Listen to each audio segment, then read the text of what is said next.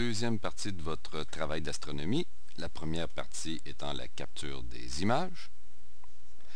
Vous allez utiliser le logiciel Deep Sky Stacker. Nous en avons déjà fait état. C'est un logiciel gratuit et ce qui est magnifique, c'est qu'il est disponible en plusieurs langues, dont le français. Donc si vous tapez Deep Sky Stacker dans Google, vous allez trouver le site facilement, vous allez pouvoir le télécharger ou le copier sur une clé USB à partir du serveur de l'école. Maintenant, première chose à faire, c'est ouvrir les fichiers images. Là, il faut faire attention parce que la caméra qu'on utilise va sauvegarder une version haute résolution de chaque image ainsi qu'une version basse résolution. On a besoin des formats haute résolution et pour savoir laquelle est laquelle, il suffit de regarder la taille de l'image. C'est la plus grosse qui est la version haute résolution. Alors je vais ouvrir mes 3 images qui ont été prises ici. Ça devient mes fichiers images. On doit aussi utiliser des fichiers dark, des fichiers qui ont été pris avec le couvert sur le télescope pour qu'on puisse soustraire le bruit électronique généré par la caméra. Et il faut trouver celui qui est de la même durée que notre image. Alors ici, on voit qu'on avait 40 secondes à 1600 ISO. Donc on doit trouver des fichiers dark qui ont été pris avec la même durée, la même caméra. Alors, on les ajoute dans la liste. Eux autres aussi, il faut prendre des fichiers qui sont en haute résolution. Ce sont des fichiers qui se terminent par l'extension .cr2 qui n'est pas visible en ce moment ici.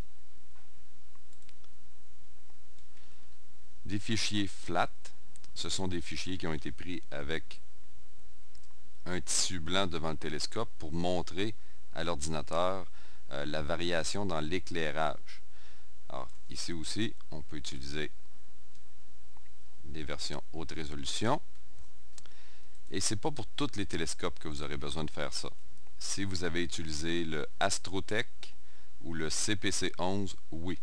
Si vous avez utilisé le Orion 80 mm, ça ne fait pas assez de différence pour qu'on se donne le trouble de faire des flats avec ce télescope. Alors si on regarde un fichier flat, je vais essayer de le faire apparaître à l'écran, vous allez voir que l'illumination à l'intérieur n'est pas tout à fait égale.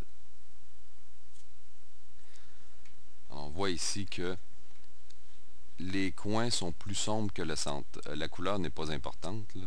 C'est juste pour voir la variation dans l'illumination de la photo. Les fichiers Dark Flat, lorsqu'ils sont disponibles, doivent être des fichiers qui ont la même durée, encore là, que nos flats, mais la plupart du temps, on va sauter cette étape. Mais s'il y en a qui ont été pris, si j'ai eu le temps, ils vont avoir la même durée, la même sensibilité que le fichier flat. C'est juste que eux autres aussi, le couvert va avoir été mis sur le télescope. Des fichiers Offset Bias, eux autres aussi, ce sont des fichiers de la plus courte durée possible, un 4 millième de seconde dans le cas de notre caméra.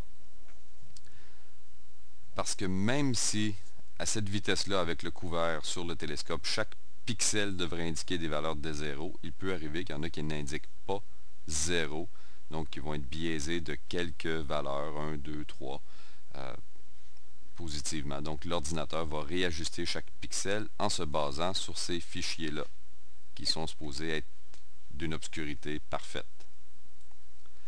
Une fois que tout cela est fait, donc les fichiers images, les fichiers dark, les fichiers flat, les dark flat lorsqu'on en a, et les fichiers bias, qui peuvent être utilisés pour toutes les photos de tout le monde. Là, les fichiers bias, ça c'est correct, en autant que la sensibilité soit la même.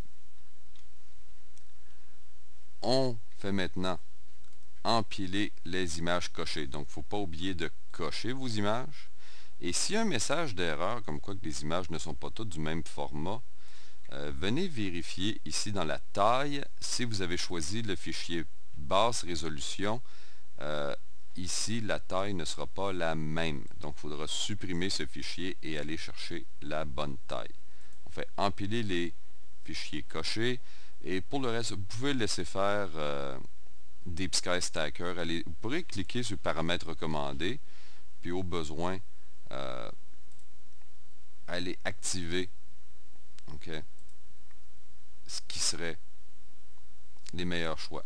Là, il s'est dit, si vous traitez des images en bande étroite, utilisez le mode Super Pixel. Mais ce n'est pas le cas, c'est pas ça qu'on a utilisé. Donc, on va utiliser, vous traitez des images courte pause avec probablement un signal, un rapport signal-bruit faible. Donc, on prend les paramètres qui recommandent selon ce qu'on a fait. On clique OK et là, c'est parti. Lorsque Deep Sky Stacker va avoir fini de traiter l'image, il va enregistrer l'image avec le nom autosave et une série de chiffres d'habitude, s'il y en a eu plus qu'un, dans le même dossier où étaient les fichiers images.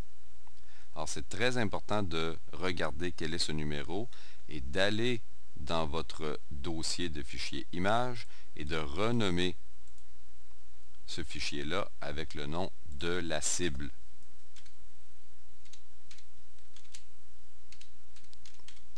Juste comme ça. C'est un fichier assez volumineux, on parle de 80 MB ici pour ce fichier TIFF.